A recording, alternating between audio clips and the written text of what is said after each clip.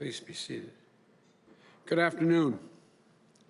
Today, it's my great honor, and it really is an honor, to add to my national security team a leader of extraordinary courage, character, experience, and accomplishment, and a man who I've seen some of the more interesting parts of the world with when I was vice president. Someone with whom I have worked closely for many years, and I've seen perform to the highest standards under intense pressure. Someone who I hold in the highest personal regard as a man of great decency and a man of dignity. In my judgment, there's no question that he is the right person for this job at the right moment, leading the Department of Defense at this moment in our nation's history. He's led major coalitions of allies and partners to fight terrorism, and it took some real diplomatic capacity to get that done. He's overseen some of the most complex logistical efforts ever undertaken by the United States military, helped end a war, and literally bring tens of thousands of troops home safely. He's loved by the men and women of the armed forces, feared by our adversaries, known and respected by our allies, and he shares my deeply held belief in the values of America's alliances. And he is just as committed as I am to rebuilding and modernizing those alliances from the Asian Pacific to Europe and around the world. Through sheer determination and extraordinary skill, he's been breaking down barriers and blazing a trail forward in this nation for many years now, for more than 40 years. And he has a long way to go, and he's going to do it again. And so today, I'm honored to nominate former General Lloyd Austin as the 28th Secretary of Defense. I want to thank you, General. You're a friend, but I want to thank you, General Austin, for once more stepping forward to serve your nation. This is not a post he sought, but I sought him. And I want to thank you and your family for once again sharing you with our country. And thanks, Charlene. Today, I know how proud they all are of you, all four of your children, your older sisters, and your brother. I knew the reason why you were a good man, you had to have sisters to raise you along the way, right? I know mine did me, and she's much younger. And your incredible wife, Charlene, and I mean that sincerely. Tomorrow, I'm told that Jill and Charlene are going to spend some time together sending off packages to our soldiers abroad. She and Jill are both passionate about supporting military spouses and families, and I know they'll be powerful advocates for that community together. And, you know, they're going to both be working at the White House and the Defense Department together to make sure our families are cared. I said before, General, America only has many obligations, one sacred obligation: to care and equip those we send to war, to care for their families when they're gone, and to care for them when they come home and their families. I got to know General Austin during my early days as vice president. President Obama had charged me with overseeing the end of Operation Iraqi Freedom and ensuring the orderly withdrawal of our forces and equipment from Iraq. General Austin was with me on the ground, not just for meetings with troops or for military strategy sessions. He was there when I was working with Iraq political leaders. I watched his political skill, how he dealt with them. They respected him across the board. When I met with the leaders of our coalition partners, the same thing.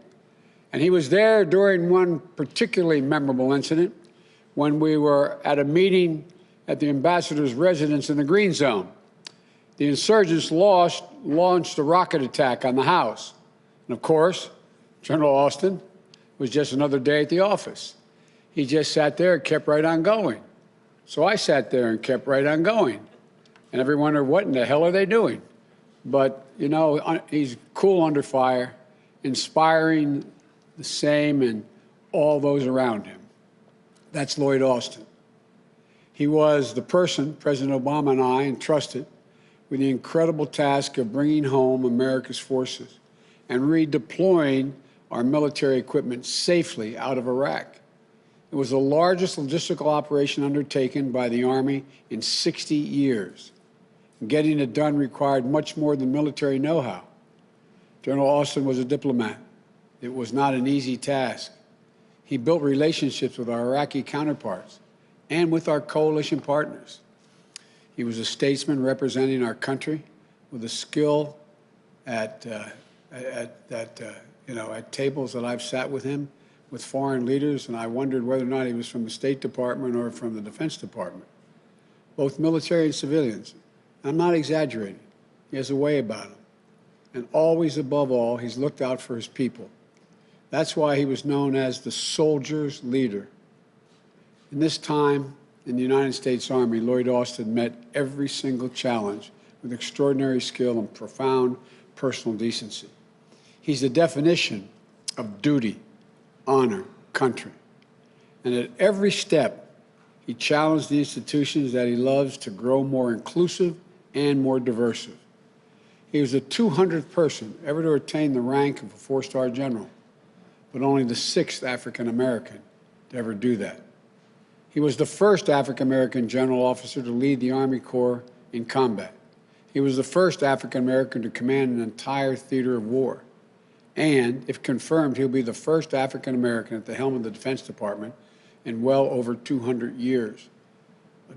Another milestone. And he's a barrier-breaking career, has been like this throughout his career. Lloyd Austin retired from the military service more than 4 years ago. But the law states that an officer must have left the service 7 years before becoming Secretary of Defense. There's a good reason for this law that I fully understand and respect. And I would not be asking for this exception if I did not believe this moment in our history didn't call for it. It does call for it. And if I didn't have the faith I have in Lloyd Austin to ask for it.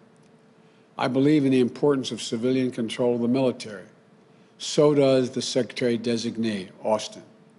He'll be bolstered by a strong and empowered civilian sector and senior officers, senior officials, I should say, working to shape DOD's policies and ensure that our defense policies are accountable to the American people. Civilian-military dynamic, that dynamic itself has been under great stress the past 4 years. And I know that Secretary-designee Austin is going to work tirelessly to get it back on track. I have personally worked with this man. I've seen him lead American fighting forces on the field of battle.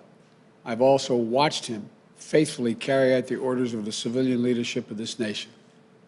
There's no doubt in my mind, not any doubt whatsoever, whether this nominee will honor, respect, and on a day-to-day basis breathe life into the preeminent principle of civilian leadership over military matters in our nation.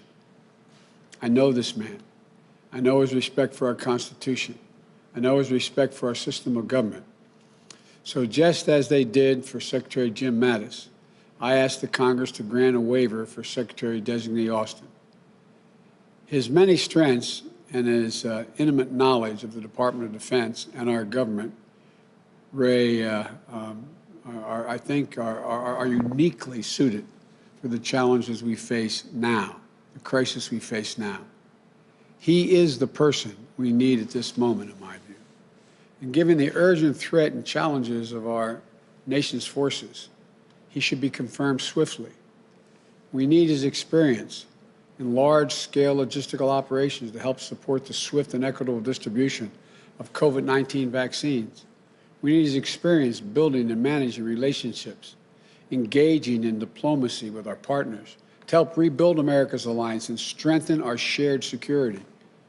And we need his firsthand knowledge of the immeasurable costs of war and the burden it places on our service members and their families to help bring to an end the forever wars and ensure that the use of force is the last tool in our toolbox, the last tool resorted to protect our national security, not the first.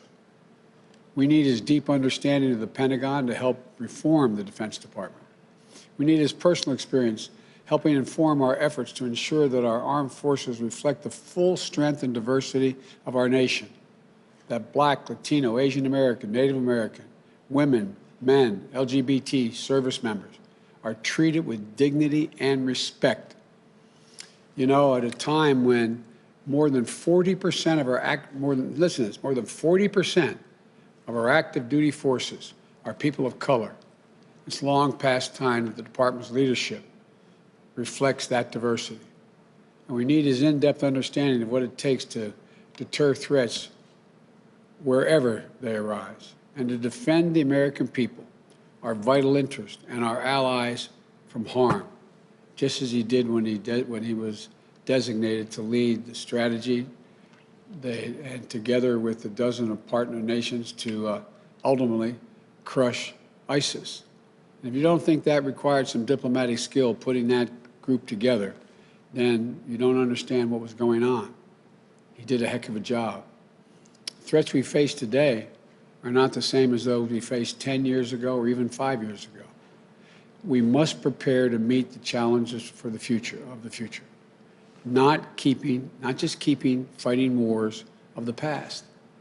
We must build a foreign policy that leads with diplomacy, revitalizes the State Department, revitalizes our alliances, putting American leadership back at the table and rallying the world to meet global threats of our security. From pandemics to climate change, from nuclear proliferation to the refugee crises. As part of our diverse national security leadership team, Lloyd Austin knows how to do this work. Before I turn the podium over to the Secretary-designee, Austin, I want to end on a note of personal privilege. As a leader, General Austin has always followed the advice given him by his first platoon sergeant. As my son, Bo Biden, was a major in the military, I said, now you're a field-grade officer, Dad. He said, I don't have any illusions, Dad. He said, I know who runs the United States Army, platoon sergeants. And here's what his platoon sergeant told him. Quote, if you focus on your people, take care of them, get out in front and lead them, they'll refuse to let you fail, end of quote. That's why he's inspired so many young people who work for him and give their very best to live up to his example of leadership, including, for a time, a young lawyer serving a year in Iraq as a captain with his Delaware National Guard unit, my son, Bo Biden. I know how proud Bo was to serve on the General Austin's staff. And I know that under your leadership, General, the Department of Defense will advance the security of the American people in ways that always, always, always honor our highest values and ideals. So I thank you again, General. May God bless America and may God protect our troops. And now I'd like to turn it over to General Austin, the Secretary-designee for the Department of Defense.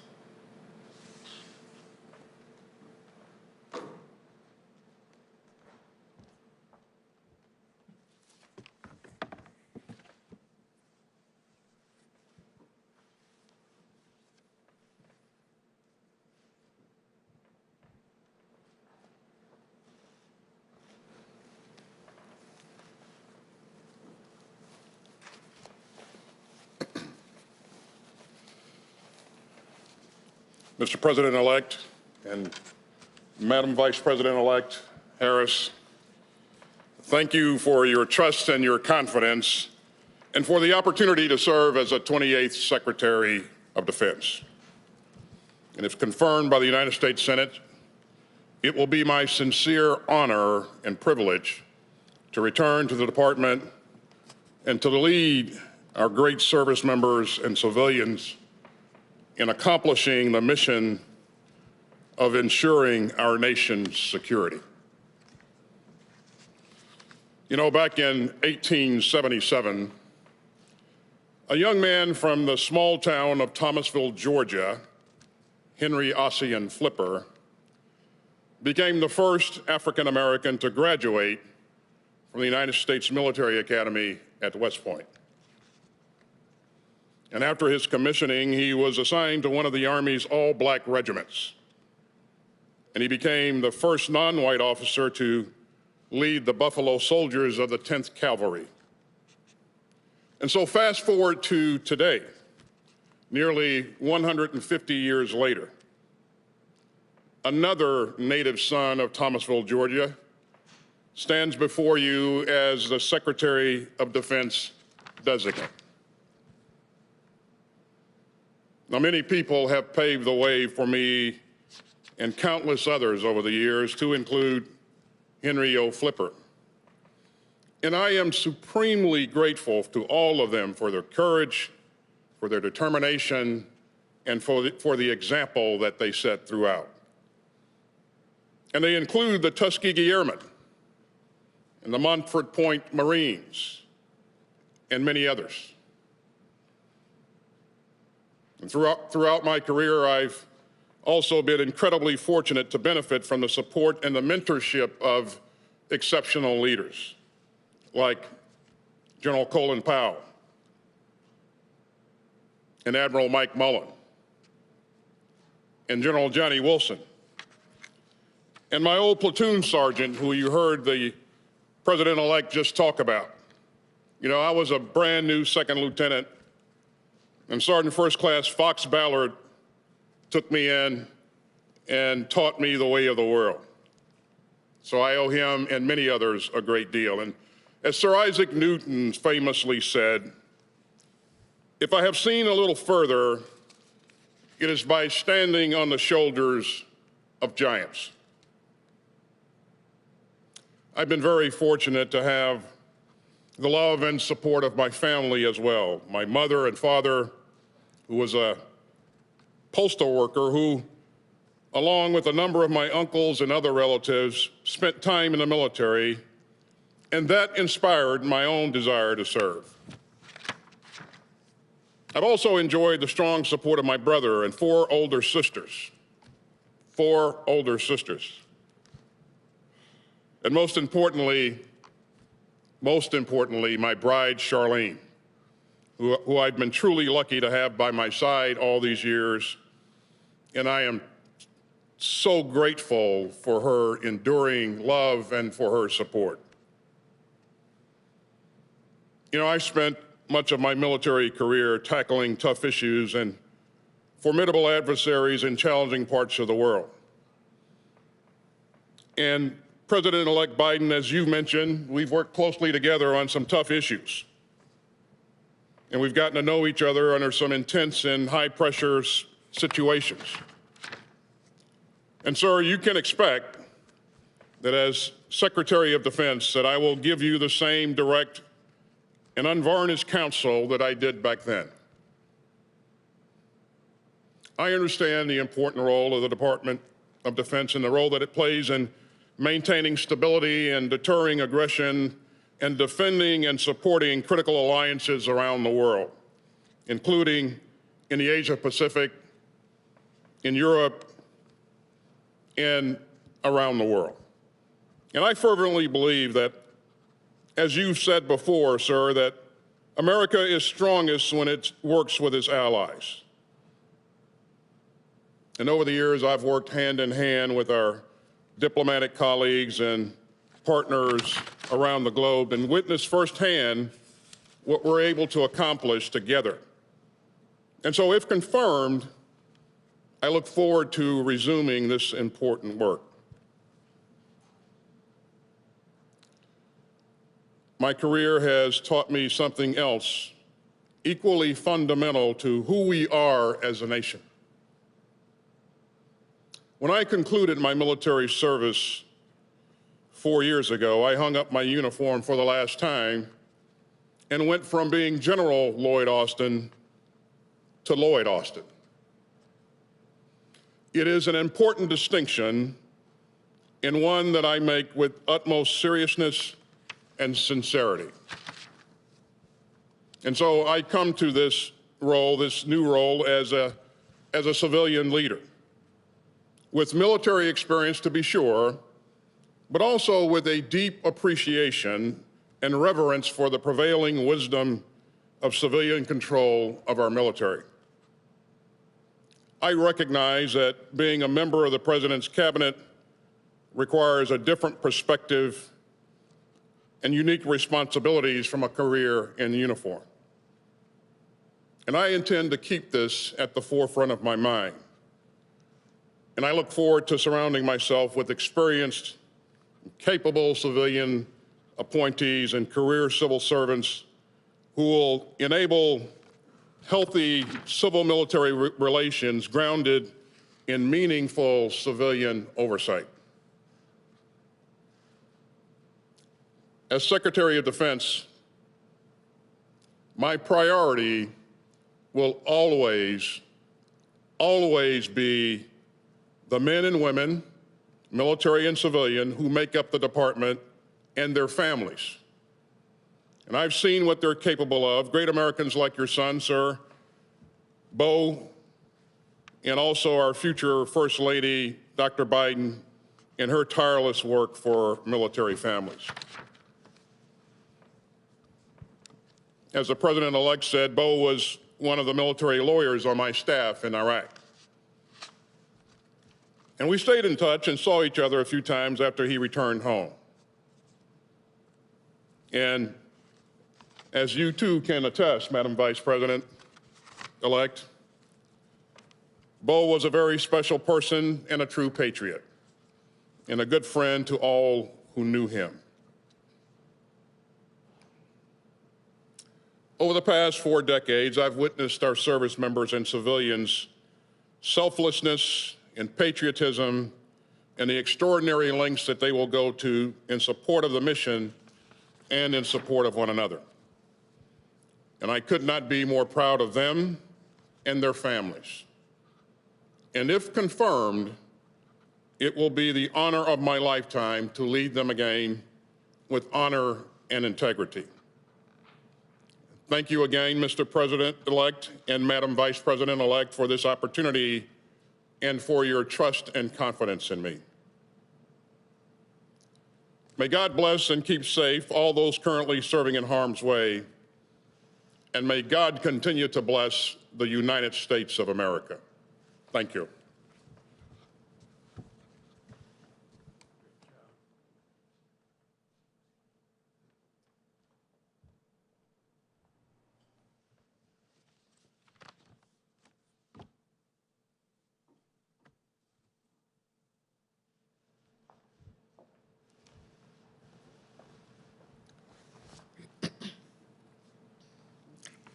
Good afternoon. President-elect Biden and I will take office at a consequential moment for our country.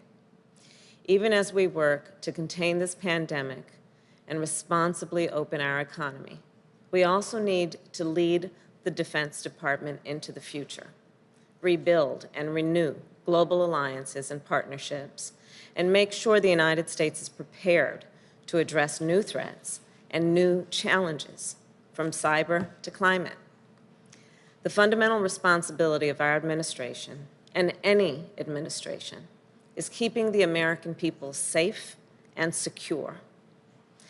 My whole career has been about keeping Americans safe. In the United States Senate, I have served on the Homeland Security and Intelligence Committees. I've traveled to Iraq and Afghanistan and the Middle East, where I've seen the extraordinary training, commitment, and heroism of our service members, and proudly represented California, the state with the largest number of active duty military and veterans in our country. And I am absolutely confident that General Lloyd Austin is the right person to lead the Department of Defense at this critical moment. We need a proven leader to help address this pandemic, someone with the experience to help make sure safe and effective vaccines are distributed equitably to all. A leader who will honor the service and sacrifice of those who wear the uniform of the United States, provide for their well-being, and make sure they and their families are treated with the dignity and respect they have earned. And a leader who recognizes that our service members represent America around the world and must uphold our nation's highest values and ideals. General Austin is that leader. As the President-elect noted, this is a milestone nomination. A seasoned, highly decorated, and trailblazing commander, General Austin reflects the very best of our nation. And President-elect Biden and I will work closely with him and our entire team of national security and foreign policy leaders to make sure the United States of America is safer and more secure than ever before. You know, throughout America's history, the United States military has been a home for generations of young men and women dedicated to serving our country, and General Austin is among them. With this nomination, he will continue his service, strengthening not only America's national security, but our role as a partner to allies around the world. And we couldn't be more proud. Thank you.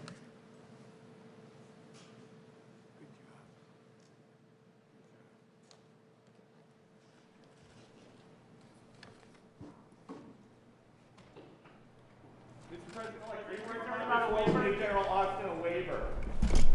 When's the Attorney General nominee coming? Hey, Traveler.